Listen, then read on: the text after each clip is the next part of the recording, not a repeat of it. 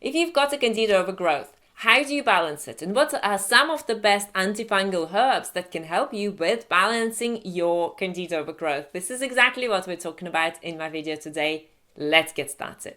Hey, Yulet Harvard here, and together with my husband Paul Tarbert, we are certified holistic nutritionists with over 12 years of experience helping you create healthy gut, healthy hormones, and the body of your dreams naturally. And if you're new here, hit that subscribe button because we publish weekly videos that can help you balance your gut health, your hormonal health, and also lose weight naturally on the Plant Foods lifestyle plan.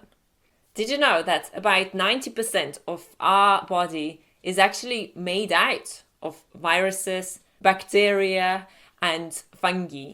And the problem becomes when it goes out of balance. So that's when it becomes a problem. Yes, we've got it in our body and it maintains that natural balance in our body. We need it in our body. That's why we've got it. But the problem is when it goes out of balance. So Candida can live in many different parts. It can live in your gut. It can live in, if you're female, it can live in your vagina. It can live on toenails. It can live in the mouth.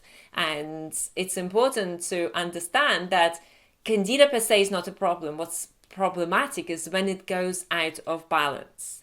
And no matter where it goes out of balance, whether it's to do with your gut health and you're constantly bloated and you have the symptoms and you have diarrhea, or maybe you have constipation on the other hand, and you have fatigue and you have other symptoms. So maybe you've got vaginal dysbiosis and you've got Candida there. The problem is that Candida is a systemic issue. So no matter where it fires up, so no matter where that Candida overgrowth pops up, it still shows that there is a much larger problem going on in your body. And before we go any further, make sure that you grab yourself a free copy of our Candida Detox Plan with strategies and recipes to help you balance Candida naturally. Grab it via the link on the screen. So if you treat it locally, it's not going to be enough because it can come back again and again and again. Why? Because that root cause has not been removed. So just imagine that your house is on fire and the fire alarm goes and you go, you know what, I'm just gonna knock that fire alarm out. So I'm just gonna take the batteries out so there is no fire alarm ringing anymore. But hey, the house is still on fire. That is the problem. So the problem is that you need to address that systemic issue in your body. So the question is, what suppresses your body and your immune system? So it's not getting on top of Candida overgrowth like it should. And there are various things that can do that. The use of antibiotics, and that puts you at a much higher risk of Candida overgrowth, because what do antibiotics do? They wipe out the bad bacteria and they wipe out the good bacteria. Let's just wipe it all out. Yes. So what happens in your body when that happens? Well, your gut starts to go out of balance. And that's when that opportunistic and bad bacteria can start taking over the good bacteria, because the good bacteria is not there in sufficient amounts to fight that and to just keep that balance in check.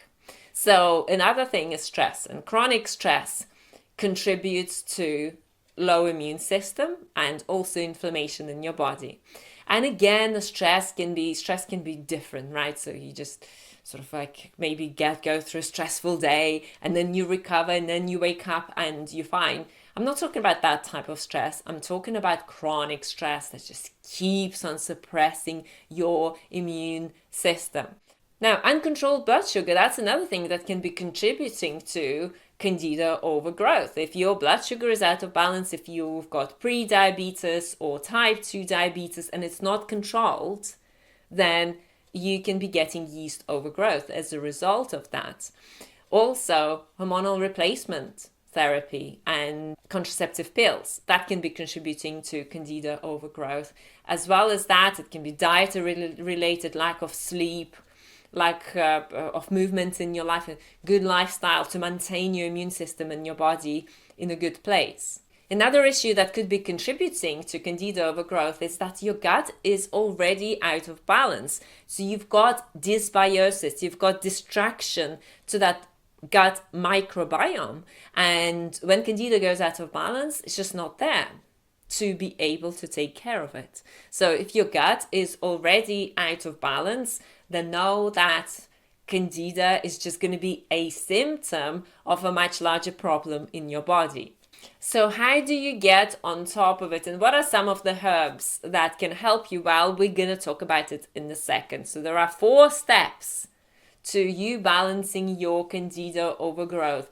The first step is that you're going to remove what's contributing to your yeast overgrowth. So you need to starve Candida, you need to starve it. And whatever it is that is contributing to it needs to be dealt with. So here you're going to change your diet. You're going to exclude processed carbohydrates. You're going to exclude processed food. You're going to exclude alcohol. You're going to get off that anti-candida diet and just leave it behind.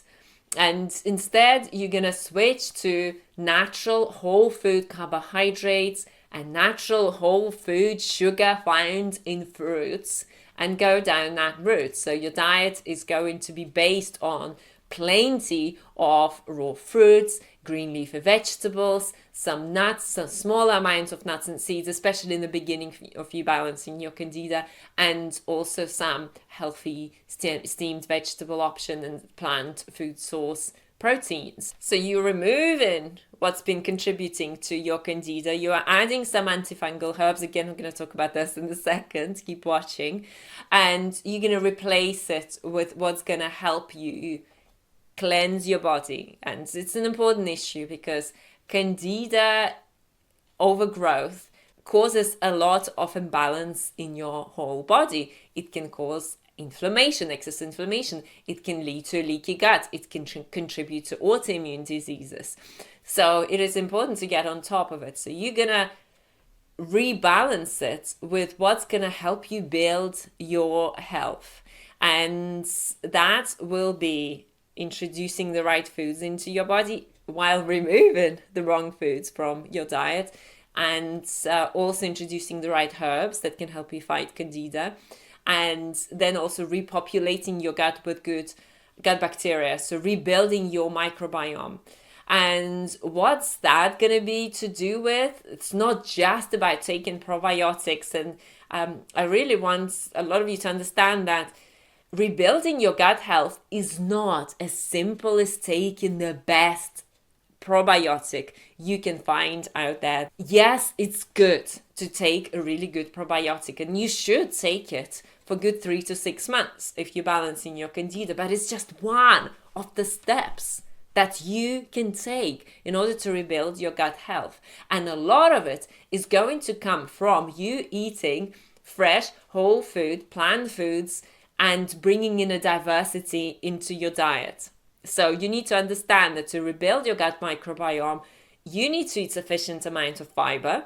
That leaves us with an abundance of fresh fruits and vegetables and other whole food plant sources in your diet, and making sure that you go for diversity and making sure that you go for freshness and whole produce, minimally cooked, so you are able to get the most out of your diet and nutrition.